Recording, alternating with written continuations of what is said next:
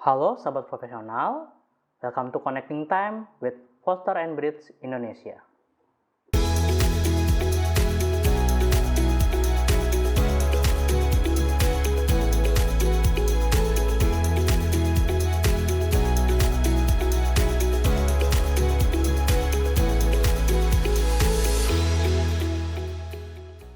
Bersama saya Dogana Parasian yang akan membawakan Connecting Time kali ini, di mana kita akan membahas satu topik yang menarik mengenai teknologi keuangan masa kini, atau yang saat ini kita kenal dengan fintech.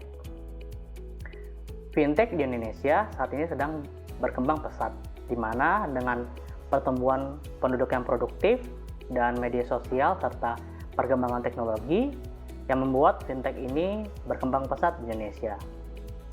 Dan pada saat ini kita bukan hanya membahas tentang fintech saja, tetapi lebih dalam lagi mengenai fintech syariah bersama Ibu Nun Haryati. Halo Bu Nun, apa kabar Bu? Alhamdulillah baik. Halo Mas. Baik Bu. Bu Nun, boleh dong Bu diceritakan background pekerjaan Ibu dan kegiatan Ibu sehari-hari Bu? Halo sahabat profesional, saya Nun Haryati. Saya merupakan salah satu pengajar, dosen di salah satu universitas negeri di Bandung. Oke Bu, kita masuk ke pertanyaan yang pertama Bu. Apa sih sebenarnya fintech syariah itu Bu? Kalau kita bicara mengenai finansial teknologi, tentunya di sana kita akan menemukan dua kata finansial dan teknologi. Jadi dari istilahnya itu sebetulnya kita bisa mengambil suatu pengertian. Fintech ini merupakan sistem keuangan akibat perkembangan teknologi yang sangat pesat. Tapi sebetulnya kita bisa menemukan definisi finansial teknologi ini di dalam peraturan Bank Indonesia. Di sana disebutkan bahwa teknologi finansial itu adalah penggunaan teknologi dalam sistem keuangan yang menghasilkan produk, layanan, teknologi dan atau model bisnis serta dapat berdampak pada stabilitas moneter. Jadi secara sederhana sebetulnya kalau kita mau mengartikan finansial teknologi ini sebagai suatu layanan keuangan yang menggunakan teknologi informasi. Wah, menarik sekali ya Bu.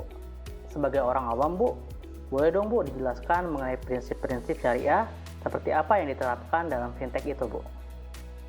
Nah, ketika kita berbicara mengenai finansial teknologi, tentunya di Indonesia ini sebagai akibat dari dualisme sistem ekonomi yang dilakukan, di mana di Indonesia ini dijelaskan sistem ekonomi konvensional dan sistem ekonomi syariah. Di dalam fintech, akibatnya kita akan mengenal fintech yang berlandaskan pada prinsip-prinsip ekonomi konvensional dan fintech yang berlandaskan pada prinsip-prinsip ekonomi syariah. Jadi ketika ditanya apa sebetulnya perbedaan mendasar antara finansial teknologi konvensional dan finansial teknologi syariah, tentunya itu perbedaan utamanya dari prinsip-prinsip dalam menjalankan kegiatan usahanya. Begitu kira-kira Mas. Lalu apa saja Bu produk-produk yang ditawarkan melalui fintech syariah ini Bu? Nah, tadi kan kita bicara bahwa fintech konvensional dan fintech syariah ini perbedaan utamanya dari prinsip-prinsip dalam menjalankan kegiatan usahanya. Artinya ketika kita berbicara prinsip dalam kegiatan ekonomi syariah, terutama juga termasuk dalam kegiatan fintech ini adalah kegiatan usaha yang tidak boleh mengandung unsur-unsur riba, maisir, goror, haram, dan zalim ya secara sederhananya. Riba itu apa, goror itu apa, maisir itu apa, sebetulnya ini peristilahan yang sebetulnya untuk orang yang baru mengenal ekonomi syariah cukup baru ya. Ada kata apa nih goror, apa nih maisir gitu ya. Kalau riba saya rasa mungkin sudah banyak orang yang sering dengar ya. Mungkin saya harus sebutkan dulu nih, kalau kita bicara mengenai riba, definisinya yang kita temukan di dalam peraturan perundang-undangan yaitu penambahan pendapatan secara tidak sah nih, secara batil, antara lain nih dalam transaksi barang sejenis yang tidak sama kualitas, kuantitas, dan waktu penyerahannya, itu dikenal dengan riba fadl atau riba nasi'ah yang dalam transaksi pinjam-meminjam yang mempersyaratkan nasabah penerima fasilitas itu mengembalikan dana yang diterimanya melebihi pokok pinjaman karena berjalannya waktu. Kalau kita bicara nasabah penerima fasilitas itu nasabah di perbankan syariah sebetulnya ya. Mungkin untuk fintech disebutnya nanti kita sebutkan ada pihak-pihaknya yang lain. Nah, kalau ditanya lagi nih, lalu bentuk-bentuk pembiayaannya apa saja? Nah, sebetulnya pengaturan mengenai fintech konvensional dan fintech syariah ini masih sama di Indonesia. Belum ada undang-undang atau peraturan yang secara khusus mengatur mengenai fintech syariah. Kalau kita lihat di peraturan Bank Indonesia nih, penyelenggaraan teknologi finansial ini Bank Indonesia membagi menjadi 5 kategori. Yang pertama, fintech itu bisa bergerak dalam sistem pembayaran. Yang kedua, pendukung pasar. Atau yang ketiga, manajemen investasi dan manajemen risiko. Yang keempat, dalam bidang pinjaman, pembiayaan dan penyediaan modal dan jasa finansial lainnya. Mungkin yang paling sering atau paling banyak dikenal oleh masyarakat itu adalah finansial teknologi dalam sistem pembayaran ataupun dalam lending ya, pinjaman. Begitu Mas, mungkin di dalam syariah nanti kita akan lihat secara spesifik. Sebagaimana penjelasan Ibu tadi, Bu, dalam prinsip syariah tidak diperkenankan adanya riba. Apabila kita memerlukan pinjaman baik konsumtif ataupun produktif dan ingin menggunakan opsi fintech syariah, bagaimana gambaran prosesnya ya Bu? Nah, ini ada sebetulnya kalau kita bicara fintech syariah atau fintech konvensional, nih misalnya kita bicara tentang fintech lending ya, tentang pinjaman misalnya atau pembiayaan di syariah. Maka sebetulnya yang memberikan pinjaman itu adalah bukan penyelenggaranya. Nah, ini yang harus diedukasi kepada pengguna layanan fintech ya. Jadi sebetulnya finansial teknologi ini hanya menghubungkan antara pihak penerima pembiayaan dengan pemberi pembiayaan. Yang memberikan pembiayaannya itu bukan perusahaan fintechnya, tapi adalah pihak pemberi pembiayaan kalau kita bicara fintech syariah. Sehingga kalau kita bicara mekanisme, nanti di situ ada 3 pihak dalam pelaksanaan fintech syariah. Yang pertama adalah penyelenggaranya sebagai perusahaan fintechnya, lalu ada penerima pembiayaannya yaitu pihak yang memerlukan dana, dan pemberi pembiayaan yaitu pihak yang punya dana nih yang mau menginvestasikan dananya melalui mekanisme fintech. Begitu kira-kira secara sederhana ya Mas, karena kalau kita mau bicara mekanismenya secara terperinci tentunya itu akan bergantung pada jenis usaha dan produk yang ditawarkan dari masing-masing fintech syariah. Terima kasih Bu untuk penjelasannya. Dan sebelum kita masuk ke pertanyaan berikutnya, saya juga mau mengingatkan kepada sahabat profesional yang menonton video ini, apabila sahabat profesional menyukai video kami, sahabat profesional dapat mengklik like dan mensubscribe video kami ini agar sahabat profesional dapat melihat updatean-updatean terbaru dari video-video kami. Dan sahabat profesional juga dapat membagikan video-video kami ini kepada sahabat profesional lainnya. Baik Bu, kita lanjut ke pertanyaan berikutnya. Tadi juga disebutkan bahwa salah satu prinsip fintech syariah adalah bebas dari gharar atau spekulasi atau ketidakjelasan.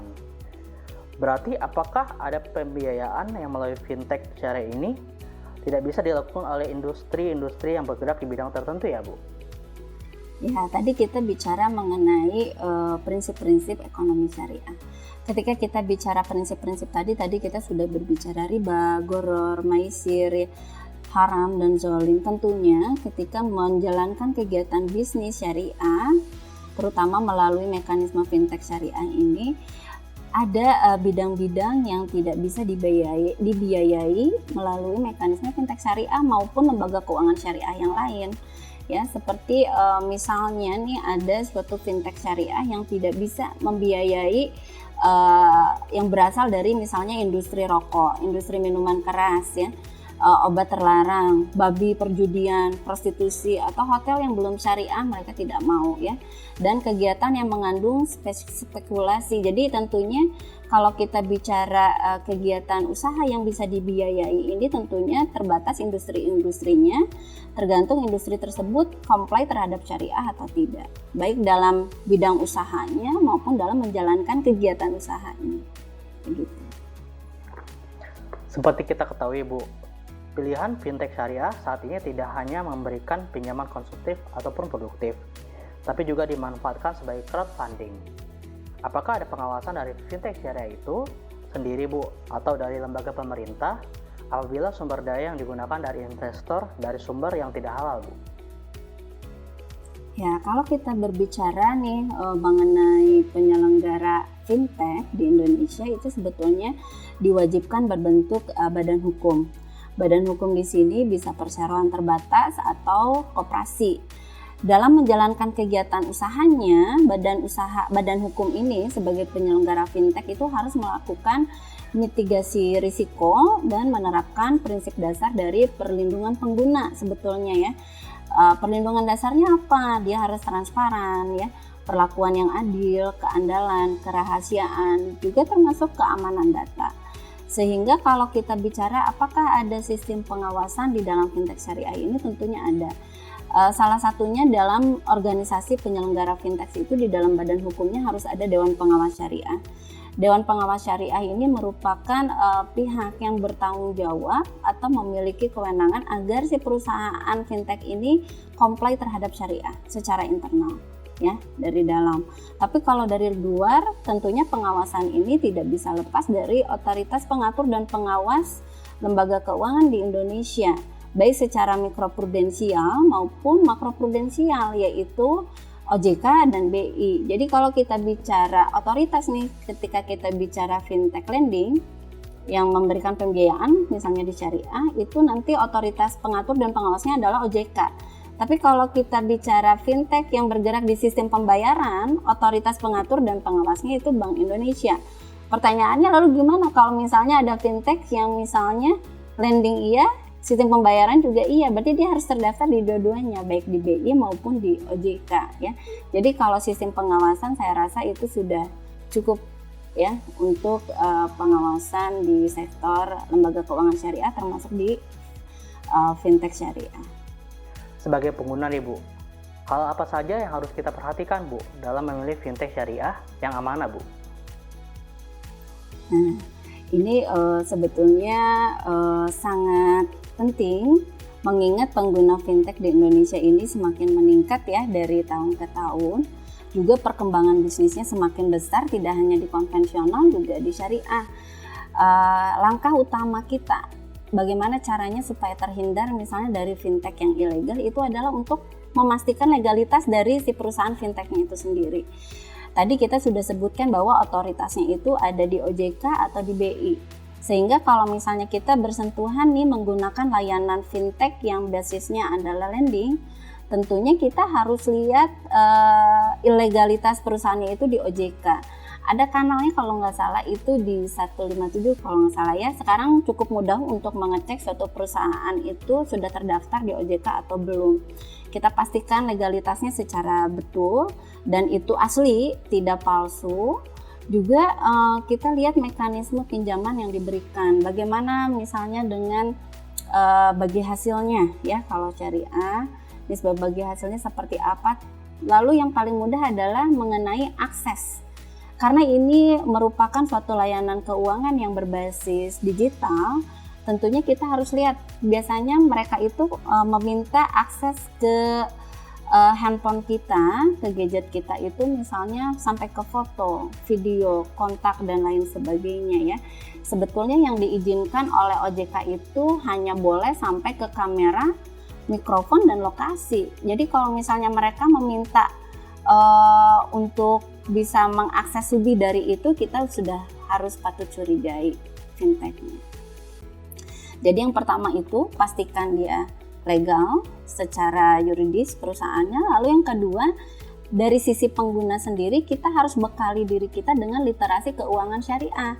Jangan sampai kita ingin berinvestasi di bidang ekonomi syariah tapi kita tidak paham ya dengan investasinya itu sendiri. Jadi berusahalah untuk pelajari dulu minimal bagaimana sih model bisnis yang ditawarkannya, akad apa yang digunakan, lalu nanti kita lihat hak-hak dan kewajiban para pihaknya. Karena kalau kita bicara fintech nanti ada dua perjanjian yang dibuat atau dua akad ya.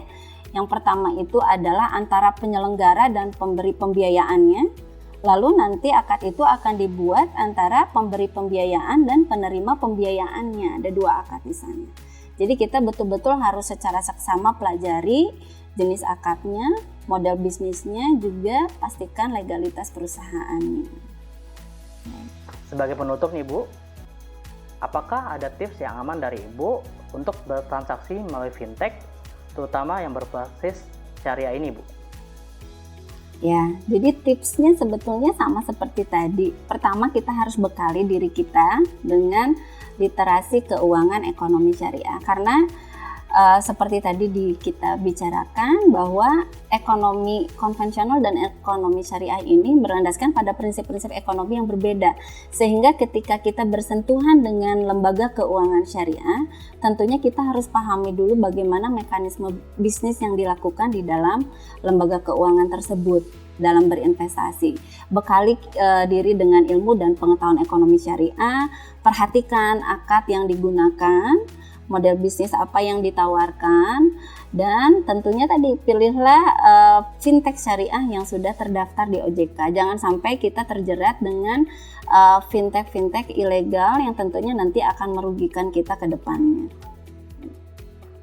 Terima kasih Bu Nun atas penjelasannya. Semoga penjelasan Ibu tadi dapat bermanfaat bagi sahabat-sahabat profesional yang menonton video ini ya Bu.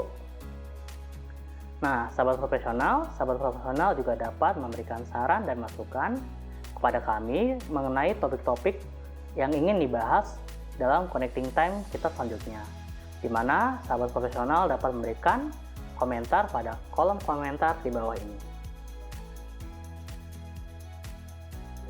Dan juga saya juga ingin mengingatkan kepada sahabat profesional yang menyukai video ini agar sahabat profesional dapat mengklik like dan subscribe channel YouTube kami sehingga sahabat profesional dapat melihat video-video terbaru dari kami. Dan sahabat profesional juga boleh membagikan video kami ini ke sahabat profesional lainnya. Sampai di sini video kita kali ini, dan sampai berjumpa lagi di video-video kita selanjutnya, pastinya membahas tentang topik-topik yang menarik lainnya. Terima kasih, bye-bye.